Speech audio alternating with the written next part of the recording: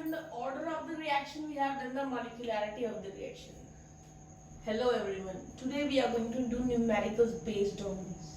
So first one is the rate of formation of dimer is 9.1 into 10 raised to the power minus 6 moles per liter per second is in a second order reaction at 0.01 mole per liter monomer concentration. Calculate the rate constant for the reaction.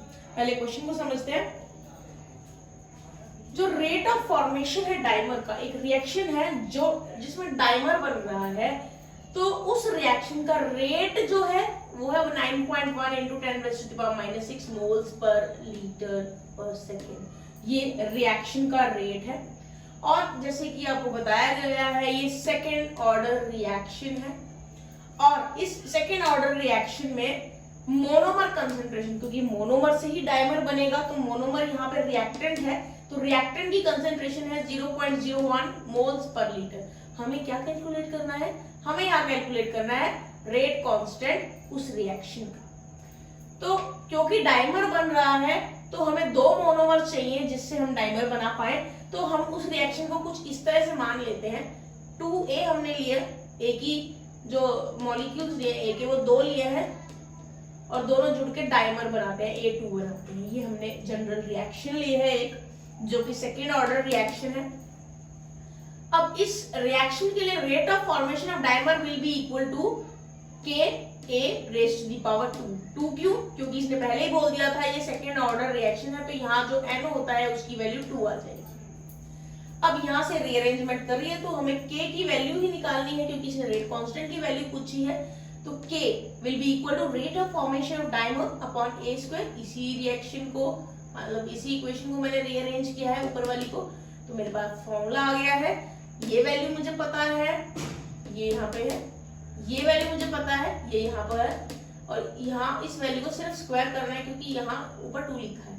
ये values put कीजिए, आपका answer आपके सामने हो जाएगा. In this way you will solve this numerical. अब दूसरे numerical की तरफ चलते हैं.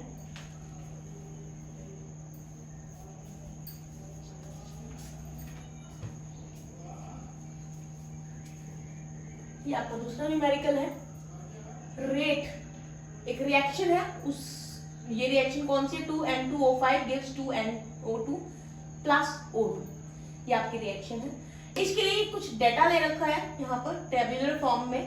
ये डाटा है. इस डेटा के बेसिस पे, डेटा की हेल्प से हमें क्या कैलकुलेट करना है? ऑर्डर कैलकुलेट करना है, रेट लॉ कैलकुलेट करना है और रेट कांस्टेंट कैलकुलेट करना है. Let's start then. यहाँ पे हम ऑर्डर को n कंसीडर करके यहाँ अपनी इक्वेशन बनाएंगे, rate law equation. That is rate will be equal to K. N2O5 ही लिखेंगे यहाँ पर क्योंकि हमारे पास रिएक्टेंट एक ही है. Raise to the power n लिखेंगे क्योंकि हमने ऑर्डर n माना है, हमें पता नहीं है क्या ऑर्डर है. तो इस रिएक्शन के बेसिस पे इस डेटा को यूज करके मैंने इक्वेशन यहाँ बनाई है. पहली इक्वेशन पहले डेटा के साथ. रेट की जगह मैंने ये वैल्यू पुट की है, ये देखिए. K की वैल्यू मुझे पता नहीं, वो एज इट इज रख दी मैंने. N2O5 की वैल्यू ये गिवन है, इसको एज इट इज पुट कर दीजिए. तो n यहाँ पे हम रेज टू द पावर में करेंगे क्योंकि ऑर्डर हमें नहीं पता. ये हम मैंने पहले वाली रिएक्शन के लिए लिखा है. ऐसे ही मैंने एक और इक्वेशन बनाई है जो दूसरी रिएक्शन के लिए है. रेट की जगह हमने ये वैल्यू पुट की है, ये देखिए. K हमें नहीं पता है. N2O5 की कंसंट्रेशन की जगह मैंने ये वाली वैल्यू पुट की है, ये देखिए. मेरे पास अब दो इक्वेशन आ गई है. आप कोई भी दो इक्वेशन लेके आप ये वैल्यू पुट कर सकते हैं. कोई भी दो इक्वेशन ले लीजिए. मैंने फर्स्ट और सेकंड लिया है, आप सेकंड और थर्ड भी ले सकते हो, फर्स्ट और थर्ड भी ले सकते हो, कोई भी ले सकते हो. क्या करेंगे? हमने क्या किया है यहाँ पे, हमने डिवाइड किया है फर्स्ट इक्वेशन को सेकेंड इक्वेशन से. मतलब इस इक्वेशन को मैंने इस इक्वेशन से डिवाइड किया. जरा देखिए ये वाली इक्वेशन, दिस यहाँ पे ये रेट है, ये यहाँ मैंने लिखा. इसको मुझे इस रेट से डिवाइड करना है. दूसरे साइड पे K और ये वाली वैल्यू यहाँ आ जाएगी और ये नीचे रखेंगे. तो मीन्स ये ऊपर आएगी पूरी इक्वेशन और ये नीचे आएगी. तो ये एज इट इज यहाँ पर मैंने रख दी है. आप देख सकते हो जो कट रहा है उसको काट दीजिए. यहाँ से K और K कट जाएंगे आपस में और इसको सिंप्लीफाई करेंगे तो हमारे पास ये वैल्यू आ जाएगी. 1.36 रेज टू द पावर 1 होगा equal to 1.35 raise to the power n. 36 हो या 35 हो, ज्यादा फर्क नहीं है. तो हम कह सकते हैं n की वैल्यू 1 है. तो यहाँ पे ऑर्डर आ जाता है n की value 1, that is order is first, the reaction is of first order. यहाँ से इस तरीके से आप ऑर्डर निकाल सकते हो, आप कोई भी दो रिएक्शन ले सकते हो, मैं आपको अभी पहले भी बता चुकी हूँ। ये आपका ऑर्डर आ गया। अब ऑर्डर आ गया है तो हमें रेट लॉ इक्वेशन बनाने में ज्यादा देर नहीं लगेगी। ये इक्वेशन है आपकी, इसमें n की जगह सिर्फ 1 लिखना है क्योंकि ये फर्स्ट ऑर्डर रिएक्शन है। तो देखिए वही किया है मैंने, rate is equal to k molar concentration of reactant, raise to the power 1 लिखो ना लिखो कोई फर्क नहीं पड़ता, 1 को यहाँ कुछ नहीं लिखा, इट मींस इसकी वैल्यू 1 ही है। ये रेट लॉ इक्वेशन बहुत इजीली बन जाएगी आपकी। फिर थर्ड चीज आपको निकालनी है रेट कांस्टेंट k की वैल्यू।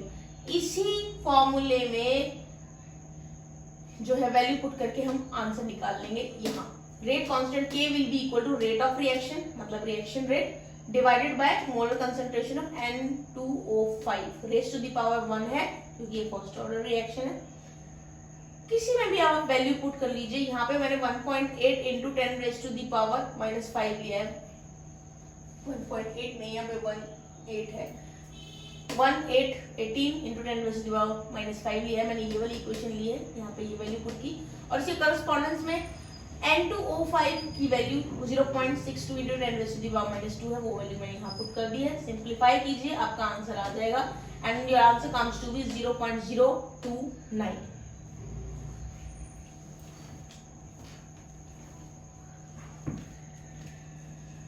इन्हीं न्यूमेरिकल के बेसिस पे इसी तरह के और न्यूमेरिकल्स आप अपनी रेफरेंस बुक से सॉल्व कर सकते हैं।